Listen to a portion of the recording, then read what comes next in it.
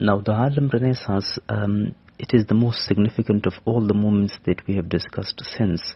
It is the only movement that embraced literary, musical, theatrical, and visual arts. And it gave its participants the courage to reconceptualize or revisit or revalidate the Negro or the Black Africans to be apart, away from the white stereotypes. It was for the very first time that people were awakening and getting awareness about the white stereotypes that were developed against the Negro or the Black. They also sought, the ones in the Harlem Renaissance, they also sought to break free of Victorian moral values and bourgeois' shame about aspects of their lives that might, as seen by whites, reinforce racist beliefs. Now, it also gave people a courage to come up with something pretty much Americanized in nature, to come up with something of their own, to come up with their own identity and break the shackles of the Victorian morals that were given to them. We have talked about this bourgeoisie and proletariat from the perspective of Marxism in our previous lecture, if you've heard it.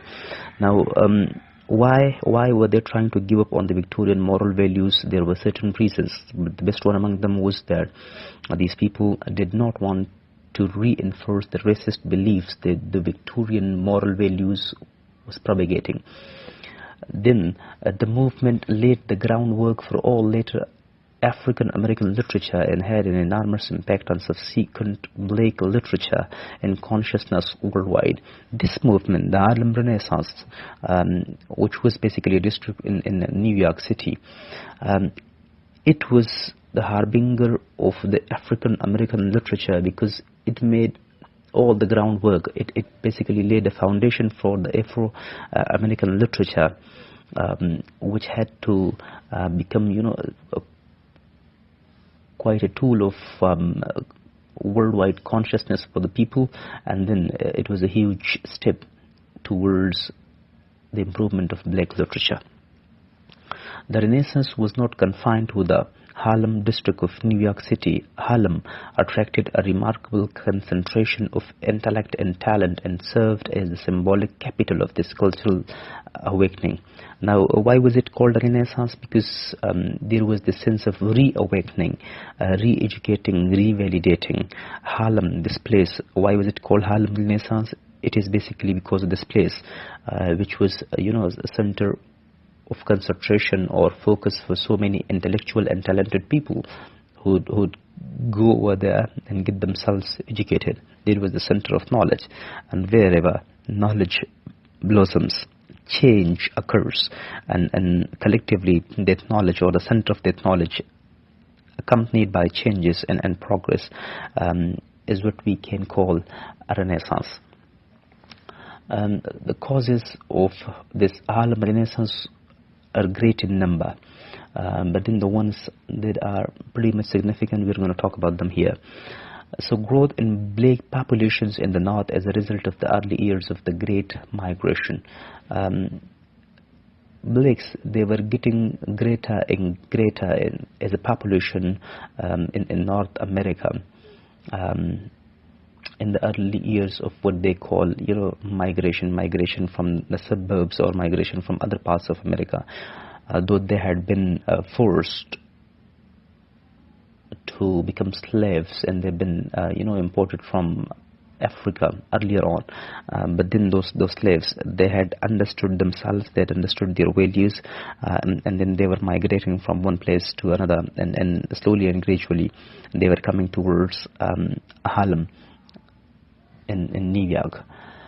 Popularity of Pan-Africanism among influential African American thinkers such as W.E.B. Du Bois, rising rates of literacy, particularly among northern blacks. Now, Pan-Africanism is basically another movement. They tried to sort the African American thinkers, or give the African American thinkers the rising rates of literacy, particularly among northern blacks. these people, the black ones, they identified themselves with the African descent, and people or writers or entertainers such as Du Bois, they had a huge impact and influence in changing the literary ideals or the educational minds of the northern blacks. And the northern blacks, they were reawakened, particularly by writers of the Harlem Renaissance, or the teachers or professors or whatever you call them. But in this person, Du Bois, he has a huge role that he has played in that. The emergence of national organizations such as the NAACP, dedicated to African American civil rights. Now, let me clarify this thing, and let me remind this thing that this was basically the time where the process of emancipation and the groundwork for emancipation was taking place across the world, across the universe. The blacks, they were identifying themselves, they were reawakening, and they were reclaiming their lost veneration or recognition. This Harlem Renaissance is meant to do something greater for the blacks in their history, and it successfully laid a foundation for everything from which these blacks could benefit. Yeah, so the vibrancy of black cultural life in Harlem, it's another point. But yeah, if you find a document on Harlem Renaissance, you may have interesting facts to record for yourself. Now the outcomes, they are greater too. Greater control by black artists or representations of black culture and experience. Before this, the blacks, they were represented. Most of them, they could speak English and they could write English, but then they were not aware of the philosophical or literary advancements in any fields. We have had discussion, one of your class fellows asked this question as well, but the writers majorly were whites, and the narratives that we have discussed earlier, most of them, they were also written by the whites. Now there was this possibility that the whites, they would represent the blacks from their own perspective and not what was real. The whites would come up with their own biases and prejudices against the black. This was an outcome of the Harlem Renaissance, that it enabled the people, it enabled the blacks to stand for themselves, to write for themselves, and represent themselves. This increased presence of black actors in American theaters. Now, since the blacks were taking hold of the literature in the entertainment industry, so many black actors in the American theaters, they got, high accolades. They were demanded, they were needed, and this was a sign of improvement for them. And then, for the very first time, we see that black writers, they were published in abundance. They were published in huge numbers. Why? Because the world was getting to know about the intellectual brilliance of the blacks for the very first time.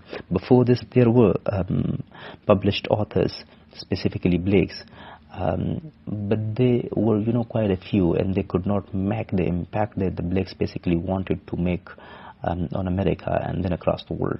The emergence of African American writers such as Richard Wright, who called for greater social and political engagement. It was basically the outcome of Harlem Renaissance. It gives so many intellectuals, Afro-African or what you call black intellectuals to the world. That blacks from that day did not go unnoticed in any field of life, in any discipline of life. People such as Richard Wright called for greater social and political engagement in the youth. This is what we have for today. If you've got questions or if you've got any kind of confusion, please leave your questions in the comment section. Thank you.